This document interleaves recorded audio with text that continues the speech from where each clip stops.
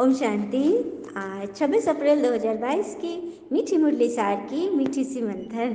तो भोले बाबा ने हम मीठे मीठे बच्चों से कहा, उच्च पद पाना है तो आत्मा में ज्ञान का पेट्रोल भरते जाओ। सवेरे सवेरे उठकर बाबा को याद करो, कोई भी उल्टी चलन नहीं चलो। तो उच्च पद पाना अर्थात अपने मन की ऊंची स्थिति को पा लेना।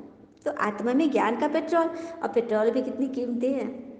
तो ये ज्ञान भी बहुत बहुत बहुत प्रीशियस है, और किसी को तो पता ही नहीं कि ये परमात्मा का ज्ञान है। हम सबको मिल रहा है, किसी को मालूम नहीं, और हमें मिल रहा है तो हमें इसको भरना है ना, वो भी फ्री ऑफ कॉस्ट मिल रहा है। सवेरे से उठकर भगवान को याद करें, कोई भी उल्टी चलन नहीं चलनी है। उल्टी चलन हम बहुत तरह की होती है, बहुत सारी बातें होती है। किसी को दुख देना, किसी से व्यर्थ उलझ जाना, और एक तो है किसी के एहसान को न समझना। चलिए, कितना बड़ा मिस्टेक होता है व्यक्ति से। एक धनी व्यक्ति का बटुआ बाजार में गिर गया। उसे घर पहुंचकर याद आया कि अरे, बटुए में तो बहुत सारे जरूरी कागजात थे और कई हजार रुपये भी थे। फौरन वह मंदिर गया, प्रार्थना करने लगा कि हे भगवान, मेरा बटुआ मुझे मिल जाए, मैं कोई प्रसाद चढ़ाऊंगा, गरीबों को भोजन कराऊंगा। संयोग से वो बटुआ एक बेरोजगार युवक को मिल गया। बटुए पर उस मालिक का नाम भी लिखा था। वो व्यक्ति सीधा उस सेठ के घर पहुंच गया, और सेठ ने बटुआ खोल कर देखा। तुरंत ही देखा कि उसमें सारे कागजात और पैसे सब सही सलामत थे। उस व्यक्ति को बड़ा खुशी हुआ। उसने उसकी बहुत बड़ाई किया और कुछ इनाम देना चाहा, तो उस व्यक्ति ने लेने से मना कर दिया कि सेठ जी, ये तो मेरा फर्ज था।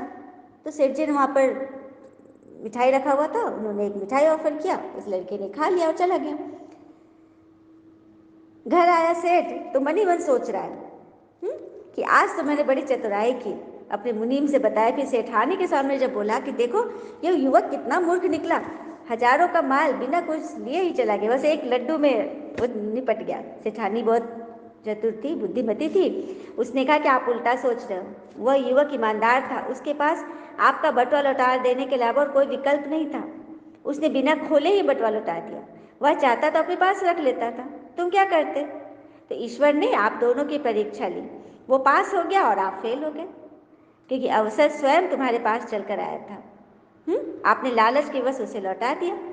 अब अपनी गलती को सुधारो, जाओ ऐसे ईमानदार व्यक्ति को ढूंढो जिसके पास ईमानदारी की पूंजी है, उसे काम पर रख लो। सेठ की तुरंत आंखें खुली, दौड़ा एकदम कर्मचारियों के साथ युवक को तलाश से निकल पड़ा। कुछ दिनों बाद वह युवक किसी एक और सेठ के यहाँ काम करता हुआ मिल गया। सेठ ने युवक की बहुत प्रशंसा की, बटुए वाली घटना उस सेठ से बताई। तो सेठ ने कहा कि मुझे पता है, उस दिन मेरे सामने ही इसने आपका बटुआ उठाया था। मैं तभी अपने गार्ड को इसके पीछे लगा दिया, देखा कि वह तुम्हारे घर से वापस निकल रहा है। तुम्हारे दरवाजे पर खड़े होकर उस गार्ड ने सारी बातें भी सुन ली। और मैं इसकी ईमानदारी से प्रभावित होकर इसे अपने यहाँ मुनीम रख लिया, मतलब अकाउंटेंट रख लिया, क्योंकि इसकी ईमानदारी से मैं पूरी तरह से निश्चिंत हो गया। बटुए वाला सेठ खाली हाथ लौट आया। पहले उसके पास कई विकल्प थे, उसने निर्णय करने में देरी कर दी, क्योंकि वो बच्चा तो सबसे पहले उसी के पास गया था ना। तो उसने एक विश्वासी पात्र खो दिया। युवक के पास अपने सिद्धांत पर अटल रहने का नैतिक बल था। उसने बटुआ खोलने के विकल्प का भी प्रयोग नहीं किया। युवक को उसकी ईमानदारी का पुरस्कार मिल गया, क्योंकि दूसरे सेठ के पास निर्णय लेने की क्षमता थी। उसने एक उत्साही, सुयोग और ईमानदारी मुनीम जो मिल गया। सच बात है ना। हम जनरली क्या करते हैं ना, विकल्पों में उलझकर निर्णय पर पहुंचने में बहुत देर लगा देते, तो लक्ष्य की प्राप्ति हमारे लिए कठिन हो जाती है। तो यहाँ पर हमारे लिए ईश्वरीय मंथन के सुनने के अलावा कोई विकल्प नहीं है, क्योंकि हमारी आत्मा के कल्याण का दूसरा कोई विकल्प है ही नहीं। तो जब भगवान हमें कह रहे हैं कि उच्च पद पाना है, मन को सदा हर्षित रखना है, तो आत्मा में ज्ञान का ये पेट्रोल, ये ईंधन डालते रहो।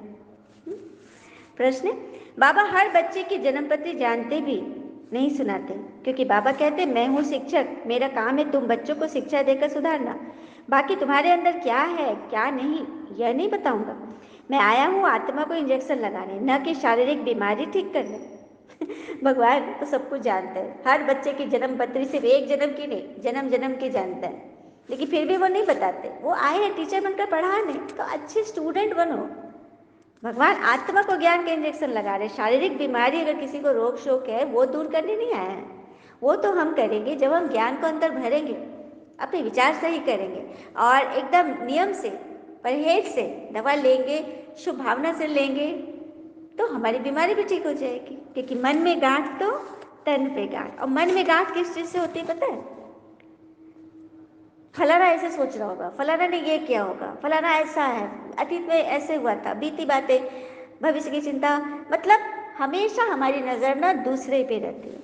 अब दूसरों के वाइब्रेशन को कैसे पहचानेंगे कि दूसरा हमारे बारे में क्या सोच रहा है, क्या फीलिंग है उसकी, कैसे पहचानेंगे? तो जब हम स्वयं को पहचानेंगे। हमने स्वयं को ही नहीं पहचाना, क्योंकि हम कई बार ऐसा कहते हैं ना, न चाहते हुए भी हमसे बोला गया, न चाहते हुए भी हम सुन लिए, न चाहते हुए हम वहां चले गए, न चाहते हुए हम देख लिए।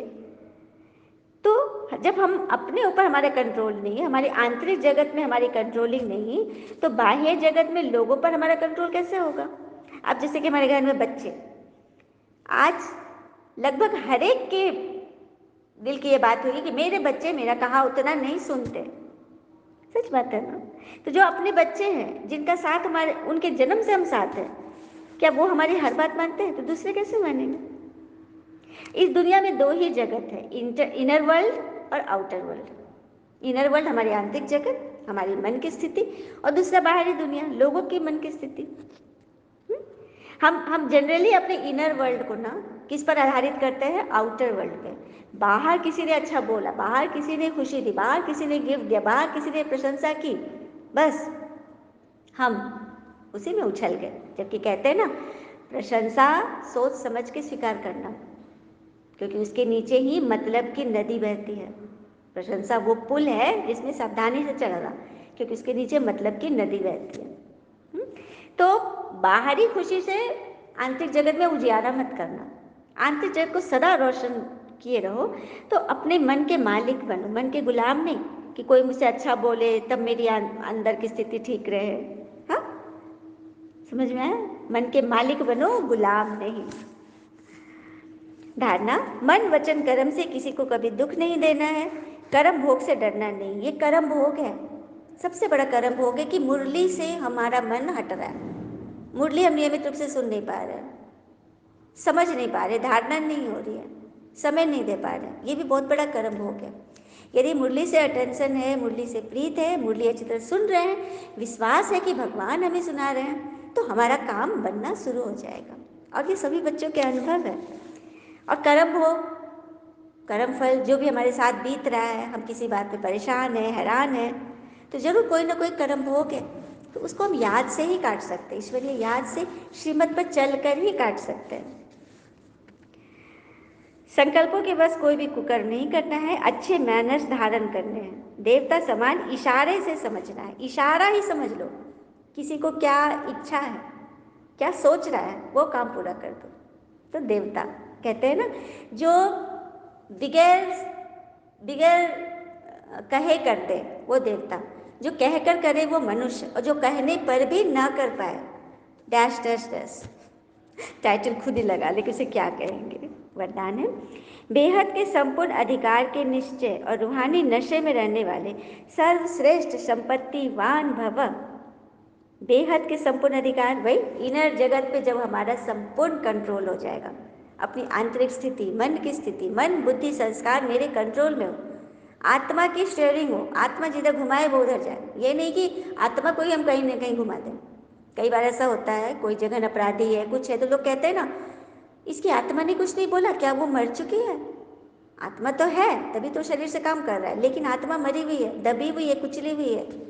ऐसा नहीं, आत्मा को मन बुद्धि संस्कार पे पूरा कंट्रोल होगा तो हम सर्वश्रेष्ठ संपत्तिवान बन जाएंगे। सबसे पहले हमारी संपत्ति है हमारा मन बुद्धि संस्कार, ये तीनों हमारी भरपूर संपत्ति, जिसके अलावा हमारे पास कोई विकल्प नहीं होना चाहिए। कोई विकल्प नहीं कि ये भी कर ले, नहीं, जो करना है भगवान ने जो हमें बता दिया बस वो करना है। बाबा ने कहा मन बुद्धि से एकदम क्लीन रहो, हर एक को क्षमा करो, आगे बढ़ो, सेवा में हाजिर रहो, तैयार रहो, एवर रेडी रहो, तो बस करना है तो श्रेष्ठ संपत्तिवान बन जाएंगे। मन की संपत्ति, मन दुरुस्त, तो मैं बार बार कहती हूँ, मन दुरुस्त तो तन दुरुस्त, शरीर भी निरोगी, और जहाँ मन और तन मिल गया 100% तो धन भी दुरुस्त, सफलताएं भी आपके कदमों पे होगी। स्लोगन, सदा अलर्ट रहो तो अलबेलापन समाप्त हो जाएगा। अलर्ट मतलब सावधान रहना, होशियार रहना। अब अलर्ट कौन रहते हैं? जिनके पास खजाने भरपूर, वही ना अलर्ट रहेंगे, अरे मेरे पास बड़ा खजाना है। दुकानदार भी जो बहुत सारी प्रीशियस चीज़ें होती है, कीमती चीज़ हो, सामने शोकेस में रखता है, बड़ा अलर्ट रहेगा, हमेशा ध्यान इस पर रहेगा कि थोड़ा भी नज़र झपकी या नींद आया तो मेरा ये सामान कोई आए तो चोरी हो जाएगा, तो हमेशा अलर्ट रहता है, जागती ज्योत रहता है, कोई आता है तो, हाँ, अकेले में भी नींद के वश या ध्यान नहीं तो सामान गायब।